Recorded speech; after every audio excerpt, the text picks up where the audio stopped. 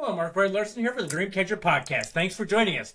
Today, my guest is Don Gleason from San Antonio, Texas. How are you doing today, Don? I'm doing good. As we said in the green room, it's hot. It's going to be 106 here today, so it's hot and muggy, Wow, but we're making through it. that's good. So, are you a native to Texas? Oh no, I'm from Wisconsin. Born in Michigan, raised in Wisconsin, so I'm used to the cold weather, and Okay. usually it's very rare we get something like this up there. Maybe Oh, every I 3 to 5 years. So we only get a No, couple of weeks of real hot, muggy weather up there. So it's usually that pretty kind of nice. weather. So, what Yeah. brought you down to Texas?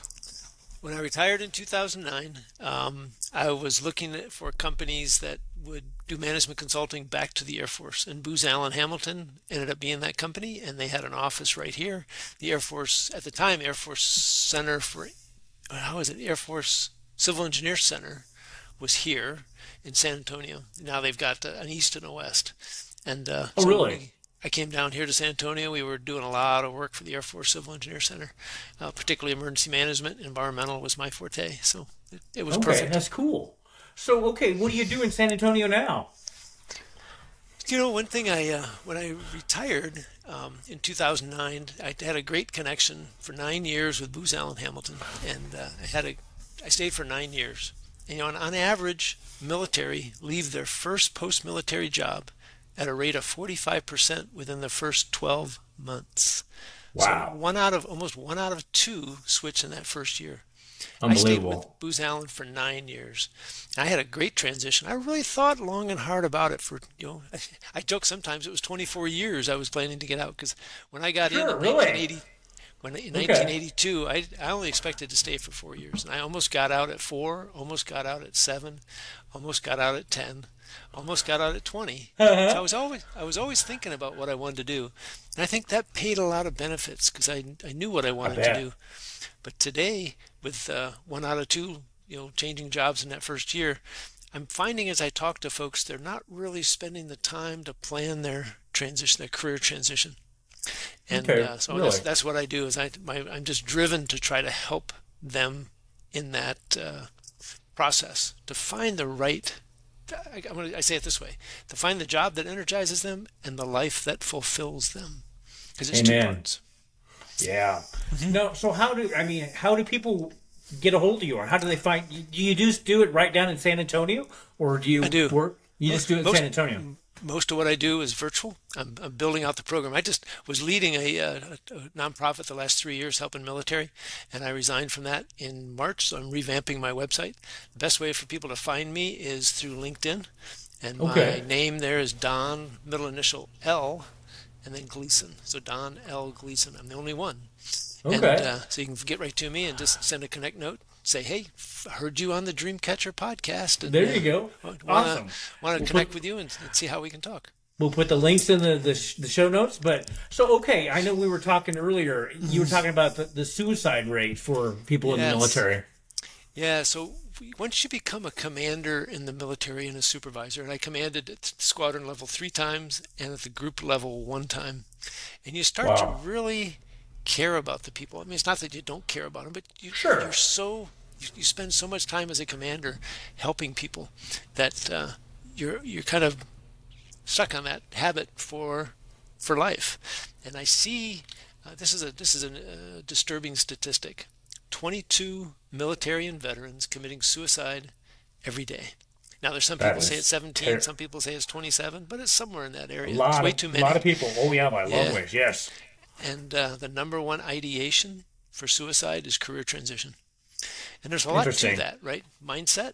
What do Yep. we do when we're in the military? We're focused on the mission, something bigger than True. ourselves. It's not about profit. It's not about self. It's about the mission. You come out of get into corporate, people feel like it's all about profit. You feel it's kind of backbiting. It's not. Hmm. Most people are. It's about them. Right. So it's a different mindset. In the military, we call contractors blood-sucking contractors and Oh really? and, uh, and Okay. beltway bandits, and now all of a sudden we're joining them. So it's a Oh, mindset shift. So there's a would be a lot of big things one. going on inside there. Plus, people aren't spending the time trying to think, what do I really want to do next? So Yeah, they jump cause you, out and they just try things, and that leads to job after job after job. And as you start changing jobs, it starts to wear on you a little bit. And I you can start to definitely think, understand maybe that. I'm not worthy of this, right? Maybe I'm an imposter. You've probably heard of imposter Oh yeah, syndrome. imposter syndrome. Yes, definitely. Yeah. So there's a I, lot of things going on in there, and it takes, it's kind of like it takes a village. It takes a community to help people through that process. so okay, how did you start? I mean, I know you're coaching. How did you get to be the coach to do this? So I became certified as a coach back in 2015. Okay. I saw an ad on Facebook for the John Maxwell team at the time. Now it's Maxwell Leadership Team. They've rebranded. But I talked to them Thanksgiving weekend in 2014. I explored the whole program. And I had always thought when I was on planes and I was reading some of these magazines in American Airlines and Delta that maybe I wanted to be have my own company someday. I wanted to be an entrepreneur. My brother, older brother, I'm the youngest of three. Okay. He was an entrepreneur, had his own company. So I was kind of Cool. encouraged and intrigued by that. So then when I got certified, I realized what I could do. And I just found when I was doing the coaching, it just lit me up. You, To be able to sit there and talk to somebody and help them get from where they're at to where they want to be, right? Create that plan, yep. help them execute it. I would float down the stairs sometimes. My wife would be downstairs, and I'd just float down the stairs. It's like, that was so much fun. Because it's That is just so so meaningful, awesome. impactful. Uh-huh. You were definitely in flow. You're right. Definitely right. at the right place. Very, Definitely very in flow, much. yep. Okay. So how many people do you work with at a time, or does that vary? Oh, it varies. The last 3 years, we actually had 97 people go through our program, and another 57 Wow. that we were working with when I left. So Very I'm cool. rebuilding that. I'm probably supporting right now about 12. That's still, I mean, that's a lot. So, Yeah. how long you work with them? Does that vary by the situation, or do you have a certain set time? It does. It varies by the person. So it depends on where they're at in the process and what I need to help them with. Some people are Okay. very clear on what they want, and all they need to do is fine-tune their resume and LinkedIn. Some people haven't got a clue at all what they want to do, Yeah. and we start way back Yeah. to, what are your skills? What are your interests? What are your passions? I just had coffee with a gentleman this morning, and we went Uh-huh. back to the thing I always go to, which is, what was your best experience? What's the Okay. job or the Interesting. task, the project that really excited you, and why? Uh-huh. What was it about it? And once I can dig into that and find that component, we can usually rebuild to something that they were looking for. Here's a perfect example.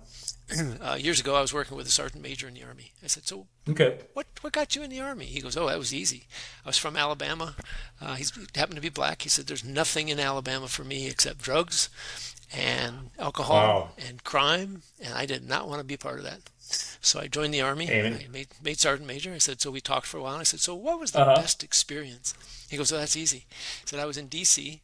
and I got to be the host for the USA Olympic basketball dream team Oh, coming wow. to D.C. Oh. And we arranged with the schools to Uh-huh. send these kids up and hear the basketball players. And he said to see the kids' eyes light up when they realized Yeah. that, because this was David Robinson, Charles Barkley, Michael Jordan, all Right, of those right, guys. yeah. And he said you could see the kids' eyes light up when they realized that these guys came from the same poverty that I'm in today. They Yeah. made it out. I can make it Gives out. them hope. Yeah. Yeah, so now he's starting to think about, how do I help these kids get that dream? Kind of like what I'm doing, right? It's a dream. Well, like you're doing, Exactly. dream catching, right? Yeah, it is. know. Because most people don't catch their dreams. They live That's their right. fears. That's what they do. So do you have women that you coach too? Probably. Yep, men and women. Yep. Okay. Okay. Yeah. So Some people come out of the civil engineer community like I did. Some are all different services. Some are all different career fields. So, Okay. but it's the same kind of process. Even if you're outside the military, it's kind of the same kind of process. Figure out what you really want to do, network to Okay. validate that, and make connections within the companies. 75% of all jobs are made through your network. They're not made from just submitting that's an application. interesting. Yeah. Really And then, interesting. and then we work on really helping them sell themselves, because most people do a terrible job at writing about themselves, writing a resume, a bullet that articulates what their value is. I would never thought about that, but I could definitely see that. Yeah, we were. I could definitely see people don't.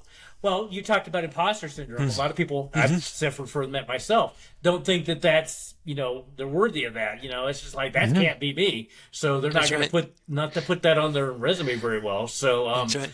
So here's, if I could, here's an example. Oh, yes. So I was talking to a young Navy E6. Okay. Corpsman. He'd been on a ship, not an aircraft carrier, but a smaller ship, logistics support ship. And his bullet was responsible for maintenance and repair of all equipment on the ship. Wow. Okay. It's a job description bullet, right? It didn't have the amount of the value of the equipment. It didn't talk about his capabilities of managing it. It just said, I'm responsible for it.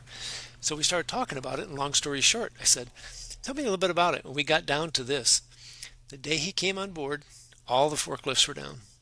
It was costing him 75 people a day for 6 hours to haul logistics by hand around the ship. It had been going on for at least 6 months. The captain was getting pretty upset. And rightly so. Yeah. So the forklifts, they did not have manuals to fix them. The parts were no longer in manufacture. So what he did, this is his thinking ability, he reached back to people in the States and he found somebody who had a manual that he could read to figure out what was wrong.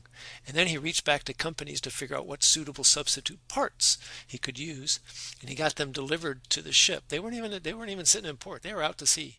So he got them delivered to the ship, and he did it all within 2 weeks. Wow, that's impressive. Yeah. So now you build a bullet like that, right? Faced with this, I did this. Here's the results. Interesting. Now that speaks to a company of, wow, if he can do that for you, for them, he can do that for us. Yeah, that is very cool, because most people would not write it that way. That's for sure. That's so right. I mean, that is. So okay, it's you. Are there other people in your business or? So I've really built it as a family business in some respects. It's awesome. Ebbed and flow based upon my kids and what they're going on to. But my wife does the finances. My daughter helps me with marketing. My older son helps me with editing and English. Okay. I came through that time in America where we didn't learn all the pronouns, nouns, adjectives. Yeah. So he's really good at it. And then my second son is a graphic designer, so he's helped me with my logo and some other things. It really works out perfect. So okay, I got to ask you, since it's Dreamcatcher, what was your dream when you were a kid? I love it. This was interesting. I find I'm one of the few that knew so early. And I may be wrong, but that's what I've been finding. Okay. In fifth grade, it was April 20th of 1970, and it was the first Earth Day in America. One of our senators from Wisconsin was a sponsor behind the program. So it was big in Wisconsin. The schools really supported it. And I caught fire on that day to take care of the environment. Now, the background is my dad had been taking us out fishing. He loved to fish. So we'd get on lakes and streams and rivers, and I would see the yellow foam on the water, and I would smell the pungent smell, right, where you just turned your stomach, and I could see the dead fish. And I was like, what are we doing? Yeah. What are we doing to the waters that have been given to us to be stewards for? Yes. So then I started learning more and more about the companies and the cities and how they were dumping effluent from plants and stuff into the streams. And now that was about the time in 1970 when it was the big environmental movement. Why we had the Earth Day, right? So we took lead out of the fuel. We instituted effluent standards for wastewater treatment plants. We got on top of companies for what they were discharging. But so I got to learn through that. I was really good at math and science. Got my bachelor's in civil and environmental engineering, emphasis on the environmental piece. And it just lit me up. I wanted to clean America's waters was my mantra. And unfortunately, in 1982, there was a big recession going on, and unemployment was 18%. Interest rates were 18%. Yes. Yeah. And it's neat to see your money growing that fast, but you weren't keeping up with inflation. So no, not even close. Was tough. No, but, that isn't. I got in the service, and I got to do some really, really, really cool things. And I went back home to Wisconsin, and I talked to some of my friends out of high school, and they're like, I'm not doing anything like that. So I was really excited about what I got to do. I mean, one time they found World War II chemical test kits buried on the northern side of the base in Cheyenne, Wyoming. Wow. And these were small things, but they were live nerve agent, live unbelievable tear gas. So we called in a team out of the Army team out of New Jersey. I can't remember the base now. And I got to be their point of contact. And I had the relationship with the state. And because I had built a trust relationship with the state environmental folks, I talked to the wing commander and said, "Sir, we got to let them know." And he goes, "Right, yeah." Relationship. He says, "You go down there and talk to them." So I did. And I told them about it. I told the state about it. And they said, "Hey, Don, we know that you have a tight program. You're always doing the right thing. We trust you. Just keep us informed." There was other places where they would have been all over the base, and they would have wanted to watch the whole thing, and they would have wanted to direct it, but they trusted us. So that says a lot. That sounds really a lot. That is so. Right. I mean, wow. That is so neat. But okay, so I see. I was looking at your website, Achieve New Heights. That's your website, then? That is my website. That's the one that's being revamped now that I'm rebuilding my program, but. Okay. So where do you see your program in 5 to 10 years? I mean, what would you like to see it grow into? So what I want to be able to do is to help people in different ways. I want to help them have on-demand courses where they can learn some of the things, when I talked about those 3 phases, right? Figure out what you want to do, network, sell your value. They don't have to wait on me to do a one-on-one call. They can listen to on-demand courses and progress at their own speed. That's the first thing I want to do. Second thing is I want to do a call every week, and people can jump on and find out where they're at, and they can ask questions so that we can answer those to keep them moving forward. And then at key audit points, I want to get on a one-on-one call with them and just make sure they're moving in the right direction. And they don't fear asking questions in the public. Like in a public call, people are going to hold back. Yes. People are going to hold back, but one-on-one, they'll ask those questions, and I can ask them the right questions, and we can keep them moving. Very nice. So do you have a podcast yourself, or will you have a podcast? Is that something you'd want to do? I have been thinking about it, but I am not there yet. Okay. So well, I'm thinking of something I think this mastermind idea. Yeah. Will kind of move into something like that. I'm still working through exactly how we want to do it. But the core right now is I'm working with everybody one-on-one. I'm trading time for money. It's the way they say it, and I want to move that a little bit in a different direction, so that people aren't waiting on me with my busy schedule, so they can move forward with those on-demand courses. Yeah. Yep. So so we talked about earlier. You're writing a book now. Is that right? I'm toying around with that as well. Yeah, okay. I had an idea a couple years ago, and was really excited by it. Now I'm trying to bring these different experiences that I've had the last 3 years into some stories and process steps. So as I do those on-demand courses, I've got 18 courses that I'm working through right now. Wow! And they'll be short. I mean, it could be 5 to 15 minutes. You can get through it, but it's different pieces of the process. So I want to write a book that talks about those. That is so cool. So would you ever do a satellite? Have a place like in Wisconsin, what you do? I mean, like franchise what you're doing?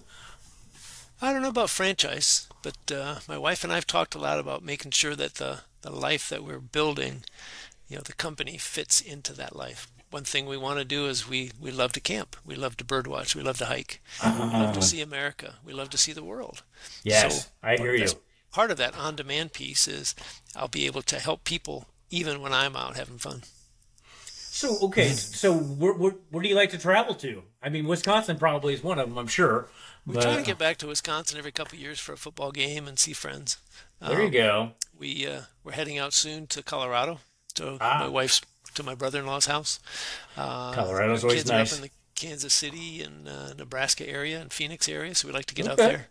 And last year, my daughter called us up and said, "Hey, in 6 weeks," this was in February. Said, "In 6 weeks, I can get cheap tickets from Houston to Estonia." Oh wow! We said that would be so cool. Now, Putin was just getting ready to attack. And by the time we went, Putin had attacked and people were evacuating up to all of those countries. Yeah, I bet. But it worked out. We were pretty safe. We didn't have any problems at all. That's good. I'm glad you got to take the trip then. Yeah, the beauty of the people, the beauty of the food. It was all delicious. We went to a couple breweries. I love drinking beer. Me too. Brewing beer. Oh, really? Do you? Okay, that's cool. Yeah. So then, so to see that they're, brewing beer is brewing beer, right? But how they did it there, a little bit different, maybe a little bit different equipment, and but it tasted really good. and went to some restaurants. Ended up that through the Maxwell leadership team, I had a coaching partner who I had gotten to know, and she lived right there in Tallinn, Estonia. So we met her and her even better. Yeah, her and her partner on a Sunday. We went to the brewery, and she took us to another brewery and lunch, and we just got to know them. And she talked about her parents and when Russia was, it had invaded, and when they got kicked out, and so we learned a lot about history as well. I'm kind of I wouldn't say I'm a history nut, but I am intrigued by history. I am too. And how people react. Yeah. We definitely, and we need to remember our history because it definitely repeats itself. Oh boy, does it repeat itself. So, amen to that. Huh? Yeah. So, okay, tell us a little bit about the Maxwell leadership team. How did you get associated with that? I might have said earlier, I was November of 14 when I saw it on Facebook, and I'd always thought about being an entrepreneur. So I just really was intrigued by it. As I explored it more and I went and got certified, it's a community. It's a community of believers. You don't have to believe to be a part of it, but since John Maxwell's a pastor, comes from a religious background, got his doctorate in divinity, he naturally speaks from there. Most of his leadership, he says all of his leadership lessons came from the Bible. So really? Okay, I did not know that. Okay. Yeah, so it's a community. Most of us are believers. Most of us are servants. We love to serve and help people. Amen. We have an entrepreneurial spirit. And so it's fun to go back. I've been to, this will probably be, I go in August, this will probably be my 14th conference. Nice. And like my wife is always asking, she says, why do you go back? And it's I get to learn more about what resources I get to exactly, use. But then we spend 3 hours a day helping the other people, oh wow. Get instituted into the program, help answer questions. We used to run masterminds and show them how to do a mastermind. We would run the leadership game and show them how to do that. So very nice. Teaching and helping. And it brings back the cost of the program because we're all volunteers. So they don't have to hire people to do that, that'd be kind of win-win. stuff. Okay. Yeah, so and they give me money off of my registration, so that works too. That is definitely a lot of wins there. So I did not know that's how it worked. I've heard of that for years, but I did not know that's the way it worked. I like the way that is. So we haven't gotten your wife to go back there to join you? She's not interested. She's not interested. Nope. Yeah. No, I think that'd probably be my wife too. So how about your kids? What's neat is my daughter has done a lot of leadership training through her company, and she's read a lot of Maxwell, but she's not interested in getting certified. She's probably the most interested. But I was going to say one thing that we get to use is Maxwell's material. So at the basic level, we get 6 books that are kind of the foundational books. At the second level, mentorship level, not only do we get calls every week in every area, right? We learn about business development, leadership, coaching, speaking, and then personal development. So we have every day of the week is a different opportunity to talk to mentors, and then and you get Q&A, so you get to you can get on there and say, hey, so Chris Robinson, who's our executive vice president over the whole program, he's on Monday morning at 7:00 Central, and we get on and say, Chris, I'm talking to a company about this, and I'm running into this kind of problem. Here's the situation. This is what I'm thinking. Do you have any advice for me? Nice. And they will help us through all of those different pieces so that we can grow our business. That is worth so much. Yeah. Wow, that is definitely a great deal. So at the mentorship level, you get that plus another 14 books. And then at the senior executive director level where I'm at, you get open to a whole lot of corporate resource materials that you can use. So you really get a lot of value for it. No, I mean, that is... So do you go to like conferences besides John Maxwell to learn more about other people's programs, or just basically kind of John Maxwell's? So I'm a fan of Dave Ramsey. I've not been to his EntreLeadership, but I have studied his book and I listened to his podcast. Yes. I'm big into Simon Sinek.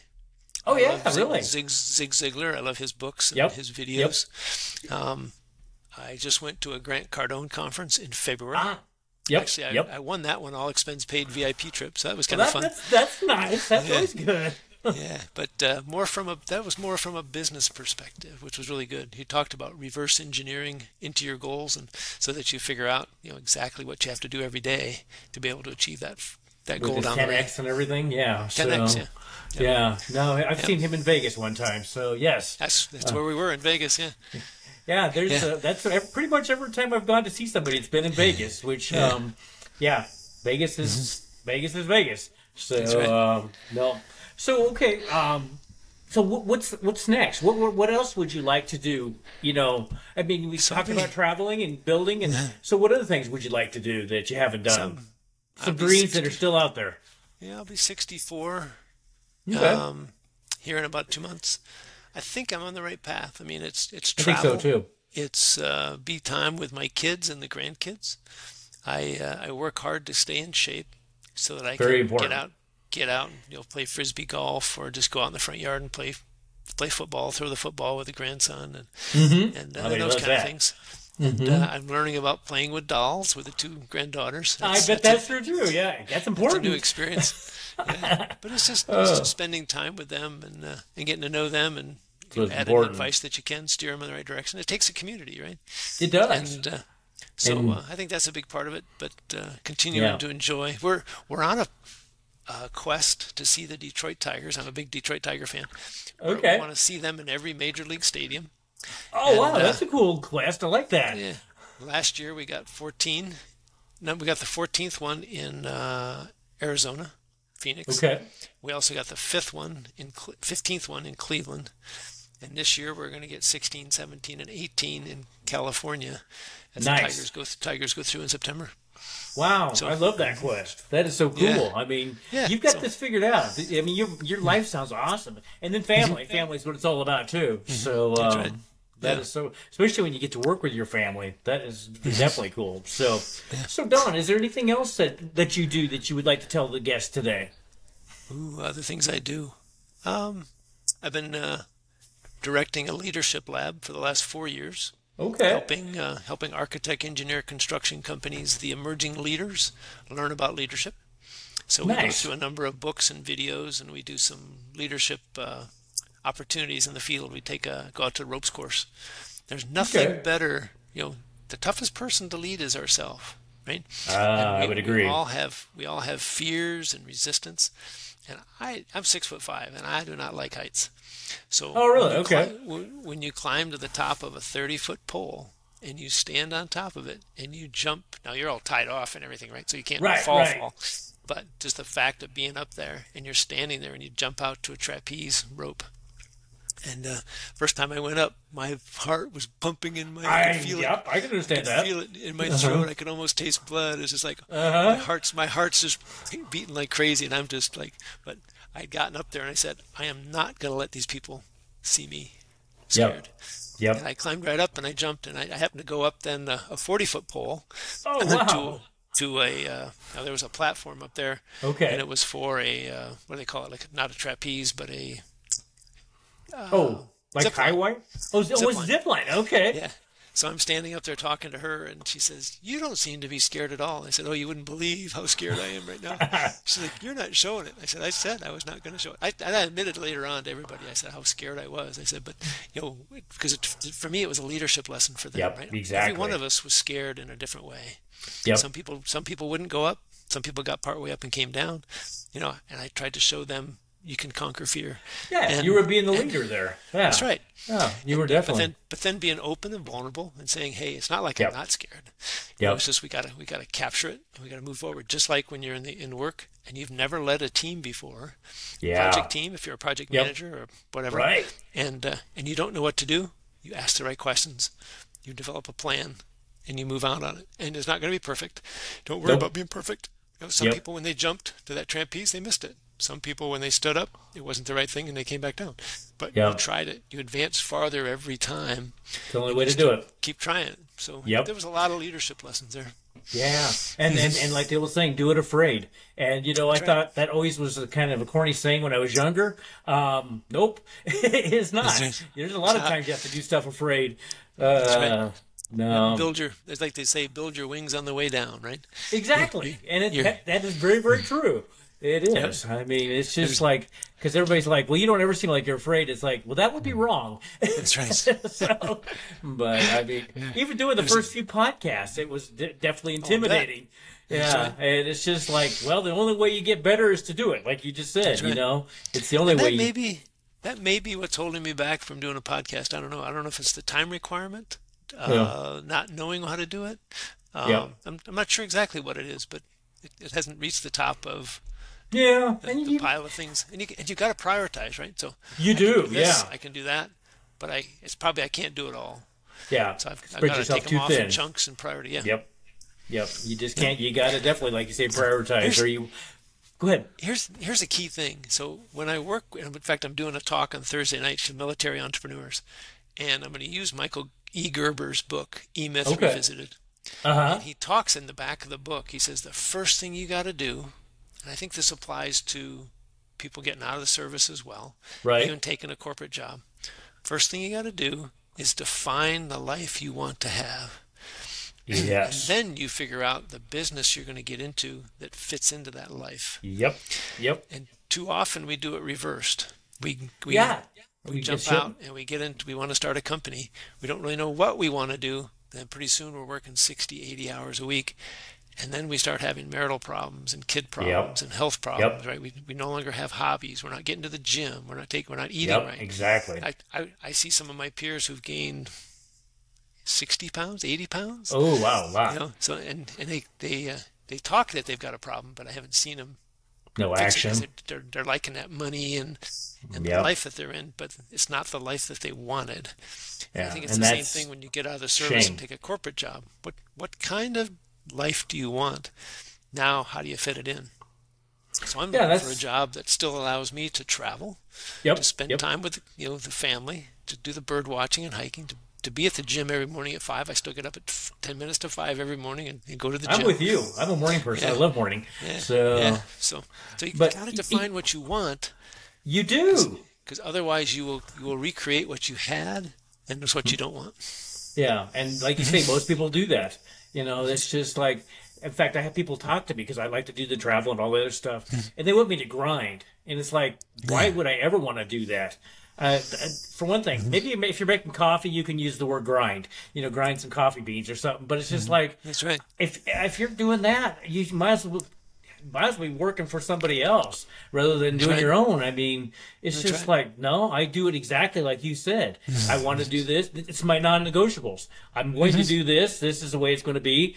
I'm part of the why. Actually, I help the why. You know, all this stuff that is that has got to be done.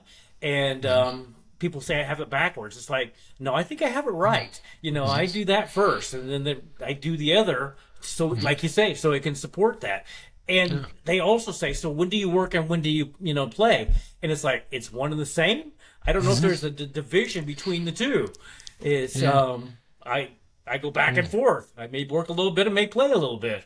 Or like the Y has become kind of work and play. So, but the problem for me camping, at least in Texas, is there's not a lot of national state parks with internet. Really? So not even a good Wi-Fi signal. So when you go bad. to a state park, if you're going to do some work, you got to go find a Starbucks or something to find an internet. So then if you like Starbucks, that could be all right. So, I'm not a coffee drinker, but they got pretty darn good hot chocolate. They do. Yeah, they have pretty good stuff there. That would not be too bad, but that's too bad they don't have it so you can work at the state park there. Yeah. So I'm not sure Nebraska does or not on that. So that's one thing I've never checked out. My daughter's in Nebraska. I'll have to ask her. She's doing camping right now. She just outfitted. She bought a cargo van last June. She spent the last 9 months before she went out in March. She did a 6-week trip all the way through California up the coast, and she outfitted the cargo van into a camper van. Nice. And it's got a nice queen size bed. It's got refrigerator, water, sink, a composting toilet. So she is literally off the grid. It's her and her puppy dog traveling the world. Off the grid, and I think I could live off the grid with what she's got there. That's something I think would be very fun. Yeah, so she's got the capability to work, 3 to 6 hours, whatever hours a day, just to keep up on things, and then she goes and sees them. That is so nice. Talk about catching your dream. That is an awesome dream. I mean, that is, and I'm glad she's doing it because the majority of the people say someday. And some days don't ever usually occur. So I told her a couple months ago. I said, you are so inspiring. And she's like, what? Me? I said, yeah. Look what you just did. You bought it. You had a dream. Yep. You bought the cargo van. Yep. You outfitted it. You didn't know certain things, so you enlisted your uncle for electricity and your friends for this and for that and for this and for that. So it's almost a community that built it, but you were the one that was in the center of it. We went up last Labor Day and helped her build the cabinets and stuff. Nice. I'm not a cabinet maker, but we figured it out. I've done woodworking Oh before. yeah. And No. so now it's kind of almost like a community camper. When she was back just recently, everybody wanted to come see it just because they hadn't seen it for a while. So they wanted to hear the stories. Cool. So I love that. Does she have a podcast or something like that, or journal? I mean, she could have a blog, or I mean, all kinds of stuff there. We've talked about that, so we'll see what happens. No, or even a YouTube channel where she had her travels. Yeah. She used to work for the University of Nebraska, and they kept her busy. I bet. Now she's got a project management, client relations type position, and she's much able. She how do I say this? She has built the life she wants, and I think she's still learning what she wants in that life. And I would agree with that, because it does evolve as you kind of go along on the trip there, the journey. So, but that's one of those things you asked me about. I'm toying around with a blog myself, right? That would be cool. It's a neat way to be a center to build a community and make money doing that with affiliate links and ads and so it's another source of income. I read a book. I'm trying to think of the guy's name. Steve. I can't think of his name. Anyway, it's multiple streams of income. Oh, I should know that one too. Yeah. Anyway, he says most of us, we just have the paycheck. Yep. But you should have your paycheck. You should have stream of money from your investing and savings. You should have like a side gig. You could do something like a blog and have another. You do. So especially in this day and age. If you have another pandemic or something where it shuts something down or you get laid off, boom, you still got money coming in. Yeah, kind of a safety net there, because you're just you can't hardly go with one income anymore in this world. So plus, I mean, when you're doing that, all this new stuff you get to learn. And it's always never stop learning, which is always good. So, so that is so cool too. And I look forward to your blog. Do you have a name for it, or have you thought of a name? I was in a class yesterday with Forbes Riley, who's the Queen of Pitch. That's her name. That's her nickname. She calls herself. And I've really grown to appreciate her. She helped me build my pitch, and so we've really been. It's been an interesting course, and she's doing a course right now called "Making Money: How to Make Money." So I had thought about a blog before, and she put that thought back in my head. So when I'm out camping here soon, I'm going to be thinking about some things like that. You should do that. You can. The book, the speaking, the blog. Let's see what happens. You could even have your own merchandise, your merch there. Yeah. You could. I mean, you cannot, like we were talking, you can't have too many streams of income. That's for sure. Plus, it's all a win-win. That's definitely the case. So that's what a lot of the young generation is doing today, right? They do. And that's one thing. I think the young generation a lot of times gets a hard, they always say they're lazy. It's like, no, they're just doing it a little bit differently than we're kind of used to. That's right. Exactly right. I think they're inspirational. I learn a lot from them. That's for sure. I was going to show this book, A New Kind of Diversity. Tim Elmore is a Maxwell leadership thought leader. And he worked with John Maxwell for a number of years, and he took a look at the 5 generations in the workplace. From the builders to the boomers to Gen X, Gen Y, who are millennials, Gen Z, and he looked at what causes them to think in the way they think. And there's technology, there's economy, there's just a lot of different factors. But when you start to think about it, I now understand my kids a little bit better. They're millennials. Yeah.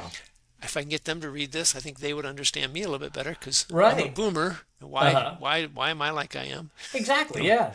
Just the example I've used lately is my parents came through the recession and then through World War II. So all about scarcity of products, right? Right. And so when Christmas morning comes, they taught me to pick up the wrapping paper, try not to rip it, pick it up, me too. It again. Yeah, I know that. And my kids are constantly, Dad, just rip it out and just throw it away. We'll buy more. Nope. They kind of come from the throw it away society. We came from the save society, and neither's wrong. It's just they need to understand us, and we need to understand them. They do. Yeah, in fact, so many examples like that. That is so cool. And if you went up and, yep, you would find saved wrapping paper in our house. Is that right? Yeah. Oh, yeah, you would. So, yep, my mom, especially my mom, taught me that well. It's like, now you don't rip that. That's right. So, no, that is so cool. But, Yeah. well, Don, anything else? Or No, I would just say if anybody would like to connect with me, get on LinkedIn. Don Gleason, like we said, send me a connection note. Say that we caught you here on Dreamcatcher podcast and would like to learn a little bit more. Let's have a conversation. And if people are, especially if they're frustrated where they're at, they want to see, how they can get to that job that energizes them and the life that fulfills them. I've got a number of tools we can use, and we can help people through the process. But it doesn't cost anything for the conversation. Cool. So I appreciate the opportunity to be here. Well, thanks for being our guest today. I mean, I appreciate you taking your time for that too. So, and maybe have you up on a follow-up podcast sometime down the line. That would be great if you would be willing to do that sometime. Oh, maybe always would be, yeah. Your blog and your book and all that stuff going. Yeah. And if that would be awesome to have you back. So, it's a journey, right? It is very much a journey. Oh yeah, some days more than others. That's right. So, but on that, Don, thanks for joining us, and look forward to talking to you next time. So, take care. Same here. Have a good day. You too.